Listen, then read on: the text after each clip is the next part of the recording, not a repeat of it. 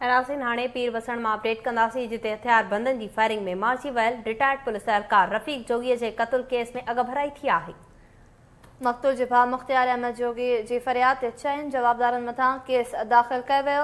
2 जवाबदारनि खे गिरफ़्तार बि कयो वियो आहे। केस में जवाबदार मोहम्मद आज़म भुट्टो, गुलाम कंबर मला ऐं 2 अणॼातल जवाबदारनि खे नामज़द कयो वियो। कार्रवाई करे जवाबदार मोहम्मद आज़म भुट्टो ऐं गुलाम कंबर मला के गिरफ्तार कयो वियो आहे। पुलिस जो अहिड़ो चवणु आहे। बाक़ी अपडेट कयूं पिया पीर वसण मां। पीर वसण वेझो हथियारबंदनि जी फायरिंग में मारिजी वियल रिटायर्ड पुलिस एहलकार रफ़ीक जोगी जे क़त्ल केस में अगभराई थी आहे। अपडेट कयूं पिया वांखे केस में अहम अगभराई थी आहे। मक़तूल जे भाउ मुख़्तियार अहमद जोगी जी फरियाद ते 4 जवाबदारनि मथां केस दाख़िल कयो वियो आहे, जॾहिं त 2 जवाबदार गिरफ़्तार बि कया विया आहिनि। अपडेट कयूं पिया कार्रवाई करे जवाबदार मोहम्मद आज़म भुट्टो ऐं गुलाम कंबर मला के गिरफ़्तार कयो वियो आहे।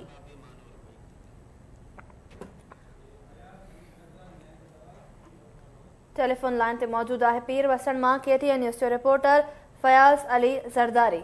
जी फयाज़ अली ज़रदारी।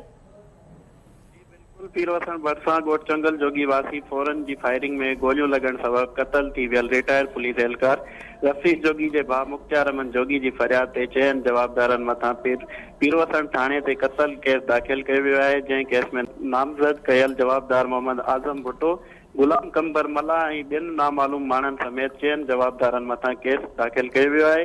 ॿिए तरफ़ पीर वसण पुलिस कार्रवाई करे केस में नामज़द थियल 2 जवाबदारनि मोहम्मद आज़म भुट्टो ऐं गुलाम कंबर मला के गिरफ़्तार करे खेनि लाकअप करे छॾियो आहे। जी फयाज़ अली तफ़सील ॿुधाइण लाइ महिरबानी।